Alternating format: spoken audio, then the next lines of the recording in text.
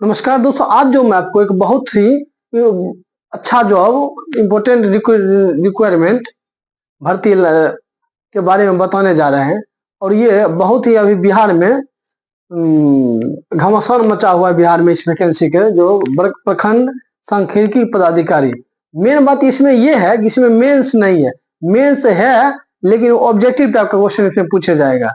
और जैसे बीपीएससी में होता है मेंस में लिखना पड़ता है, उसमें मेंस नहीं है। इसमें ऑब्जेक्टिव टाइप क्वेश्चन ही मेंस है। प्री और मेंस और डॉक्यूमेंट वेरिफिकेशन यही है। प्री और मेंस, और प्री और मेंस दोनों ही ऑब्जेक्टिव टाइप क्वेश्चन इसमें प्रश्न पूछे जाएंगे। जो है ब्लॉक स्टेटिकल ऑफिसर, प्रखंड सांख्यिकी पदाधिकारी के बारे में एक एक पॉइंट को डिफाइन करने जा रहा हूँ। देखिए, यह है प्रखंड सांख्यिकी पदाधिकारी जो बिहार और ये Bihar SSC, Bihar staff selection commission के द्वारा यह वैकेंसी को करवाया जाएगा, परीक्षा लिया जाएगा।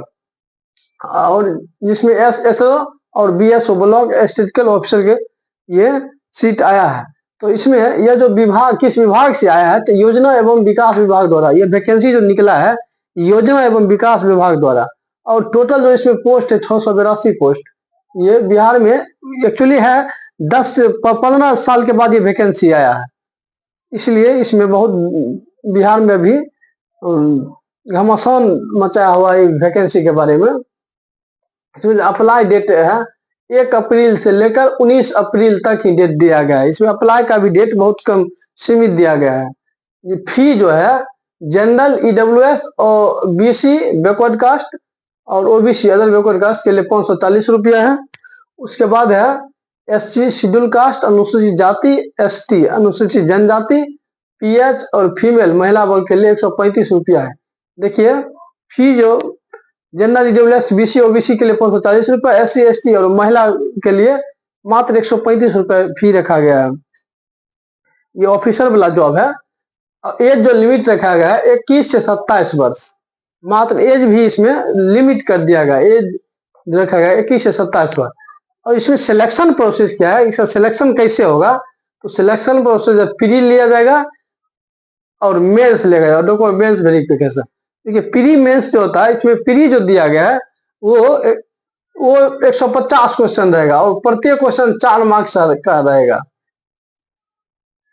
150 क्वेश्चन और प्रत्येक क्वेश्चन 4 मार्क्स का रहेगा। और क्वालिफिकेशन जो इसमें दिया गया है, उसमें ग्रेजुएशन क्वालिफिकेशन जो दिया गया है, ग्रेजुएशन में इकोनॉमिक्स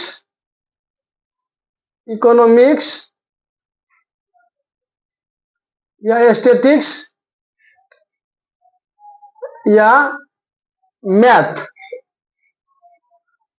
होना चाहिए, तभी इस फॉर्म को फिलअप कर सकता है, भर सकता है।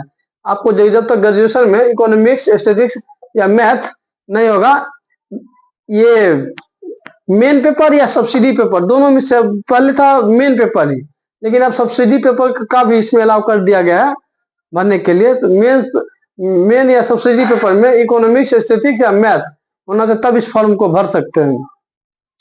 उसके बाद डॉक्यूमेंट्स जो लगाएगा, जो दस्तावेज जो है, बीसी और ईबीसी के लिए एनसीएल जरूरी है, और ईडब्ल्यूएस के लिए उसका कास्ट सर्टिफिकेट और निवास होना चाहिए, कास्ट और निवास रेसिडेंस सर्टिफिकेट ये होना चाहिए। उसके बाद है 25 अंक बोनस दिया गया, जो पहले से इसमें जॉब में है उसको 25 अंक इसमें बोनस दिया जाएगा। अगर वो 1 साल करते हैं तो 5 नंबर, 2 साल करते हैं तो 10 नंबर, 3 साल 15 नंबर, 4 साल 20 नंबर और 5 साल जॉब में है तो 25 नंबर ये बोनस दिया गया। देखिए, बोनस जो जॉब में है उसको उतना बोनस आकर क्या करेगा, वो उतना फायदा, रेगुलर स्टूडेंट को इसमें ज्यादा फायदा मिलेगा। और जो जॉब में वो कितना पढ़ते हैं, उसको पढ़ाई से उसको कितना टाइम मिलता है। तो डॉक्यूमेंट्स इसमें 25 अंक उसको बोनस देगा। देखिए, प्री का जो सिलेबस है, प्री का सिलेबस जीके है 50 अंक का, मैथ है 25 अंक का, साइंस है 25 अंक का, रीजनिंग 50 अंक का, टोटल 150 क्वेश्चन और 600 मार्क्स होगा। और टाइम जो दे दिया गया है 2 घंटा 15 मिनट, 2 घंटा पढ़ने में परीक्षा के लिए टाइम दिया गया है। और ये सिलेबस है जीके 50, मैथ 25, साइंस 25, रीजनिंग 50, ये सिलेबस है, इतने प्रश्न पूछे जाए। उसके बाद है रिजल्ट फॉर मेंस, मेंस के लिए जो ये कितने हैं? तो 5 गुना विद्यार्थी को बुलाया जाएगा। ये 682 सीट का 5 गुना विद्यार्थी को इसमें बुलाया जाएगा, जिसमें 3410 रिजल्ट दिया जाएगा मेंस के लिए।